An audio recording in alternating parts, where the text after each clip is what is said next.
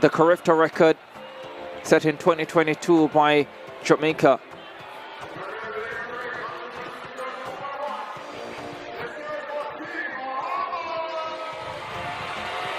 The Bahamian team stepping out. Oh yeah.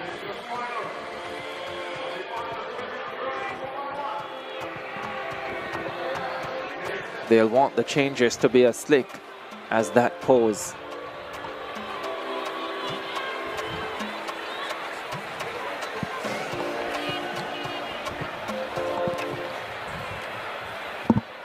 Under 20 girls 4x100 final. So we actually lost 3 teams from the semi-finals. Guyana is not there, unfortunately. No Tiana Springer, no Narissa McPherson. They're going to be running the 4x4 mixed, hopefully a little bit later.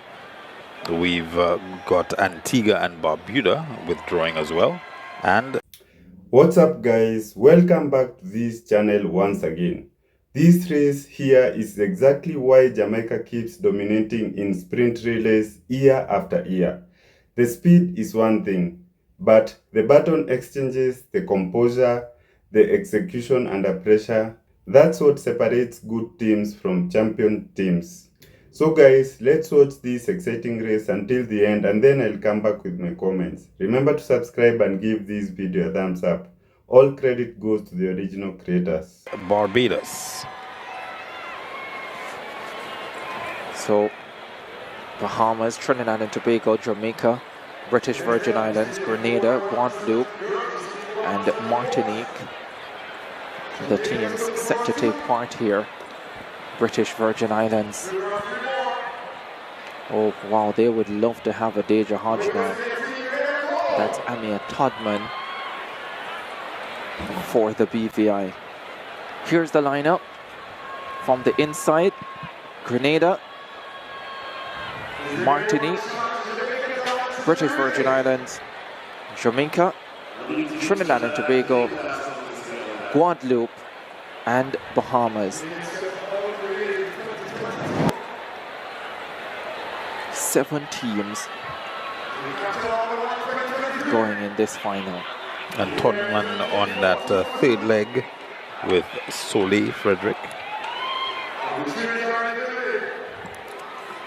Trinidad and Tobago team, they have the Frederick sisters, one would suppose. They also have Symphony Patrick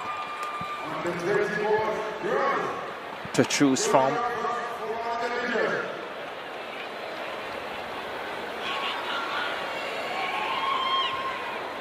Khadija Pickering, I think, maybe leading off for them. Jamaica being led off by Habiba Harris, the 12.95 sprint hurdler, takes the opening leg for the Jamaicans. They are expected to have a fine team. Tiana Lee Terrelong, Sabrina Dockery, Shania Douglas possibly in their lineup as well. Guadeloupe.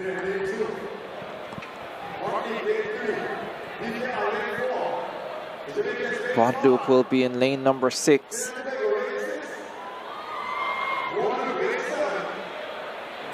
They have Alia Vanukia on the opening leg.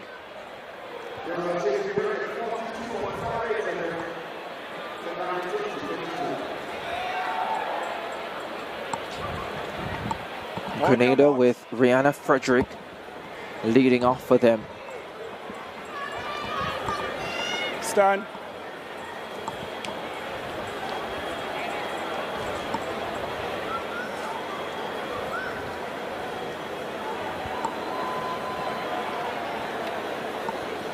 On your marks.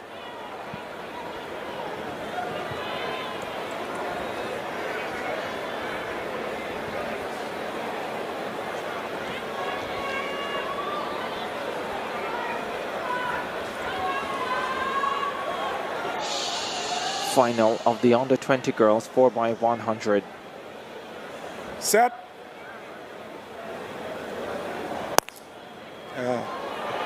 Well, that went all wrong. Some athletes were in the set positions, getting back into their marks. Others were stuck on their mark. Pretty sure we're going to see a green card here. Should do, I think.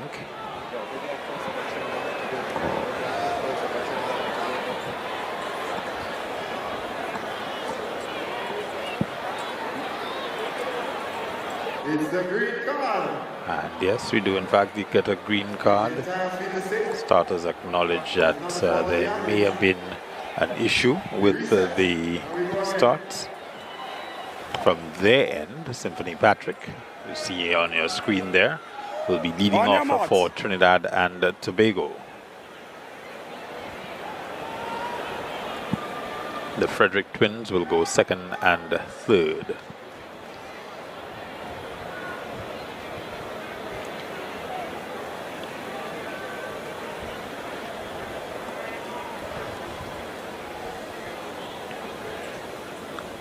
Set. Cleanly away this time for the 4x100 final for under 20 girls. Trinidad and Tobago up well with Symphony Patrick. Abiba Harris runs a good first leg for the Jamaicans as well. The Jamaicans change safe and first. Tiana Lee Terrelong, the 100 silver medalist, goes flying by Frederick. Jamaica ahead of Trinidad and Tobago. Here's the change for the Jamaicans. Soleil Frederick on the third leg for Trinidad and Tobago, but it's Jamaica with the advantage. This is where the battle is expected to be. Here's the final change. Jamaica ahead of TNT. Down the home stretch they come. Trinidad and Tobago trying to close, but the Jamaicans pull away through Shanoya Douglas. 43-61. Another terrific performance by the black, green and gold. That's 3 in a row in the relays. They are on course for another sweep at the CARIFTA Games. They swept the 1500s yesterday, and they are very much on course in the 4x100s. Pickering taking home Trinidad and Tobago to a well-deserved silver medal. Trinidad and Tobago, and of course the ladies from the Bahamas in second and third. Trinidad and Tobago 44.43 seconds. Sane Frederick not looking in the championship form that she displayed last year, certainly. Thought it was Pickering on the ankle leg for TNT. It wasn't actually, as the Bahamians come through for bronze at 45.40.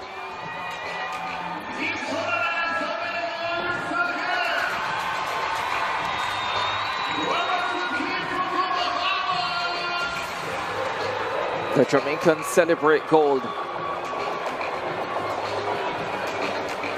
And they didn't have Sabrina Dockery, who won the 100 meters last night, defeating Tiana Lee Terrelong.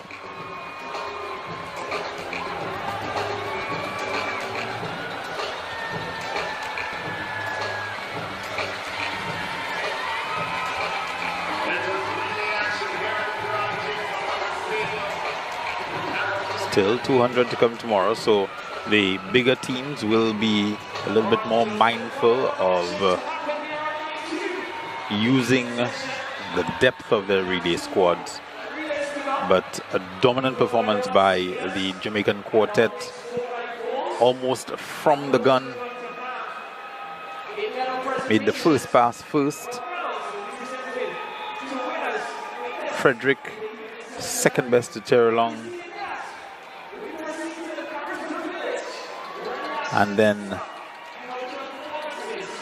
just opening that lead from that point forward with the Jamaicans. Never in doubt this one for Jamaica. Shanoya Douglas so good at 100, 200 and 400, tearing away on the anchor leg to bring the Jamaicans home. And once again, it's Jamaica, Trinidad and Tobago, Bahamas. They've been rotating Trinidad and Tobago and Bahamas for second and third, but the Jamaicans remain in the gold medal positions throughout these relays. 43-63 for Jamaica, 44-43 for Trinidad and Tobago, 45-40 for the Bahamas. Got them holding off Grenada for that fourth spot. Here's Gerard Marcy. Welcome back, guys. This was a serious performance from Jamaica, because in relay races, Pure speed alone is never enough. One baton exchange can destroy everything instantly. But Jamaica looked calm and organized from the very beginning. Even after the false start and the restart, the team still remained very composed. That's one thing I noticed about Jamaica relay teams at CARIFTA. They always look mentally prepared. A lot of teams lose focus after delays like that, but Jamaica came back even sharper. The mental toughness is something people don't talk about enough. And honestly, the pressure in these CARIFTA finals is bigger than people think. These young athletes are not just running for medals. They are representing their schools, their islands, their coaches, their families, their countries. So to still perform with that level of composure at such a young age says a lot.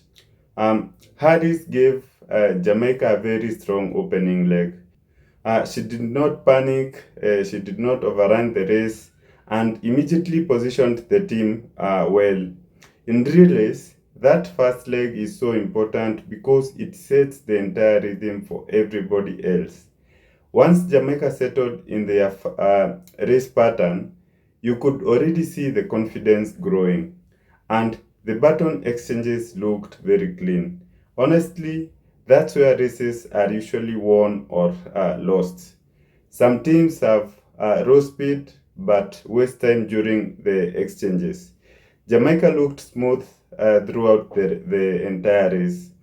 No hesitation, no confusion, no athletes slowing down too much in the exchange zones. Everything looked sharp and practiced properly. That's why Jamaica stays dangerous in these relays every single year. It's not just talent, it's repetition, chemistry, timing, and discipline. These athletes grow up running relays from high school all the way up. So by the time they reach CARIFTA, many of them already understand how to manage pressure situations. And then we had Chanel Douglas on that anchor leg. And once she got the baton, the race was basically over. The acceleration was serious. You could literally see separation happening in real time. That final stretch looked powerful and controlled at the same time. She never looked strained or desperate, just confident. That's another thing I notice with Jamaican sprinters sometimes. Even when they are moving fast, they still look relaxed.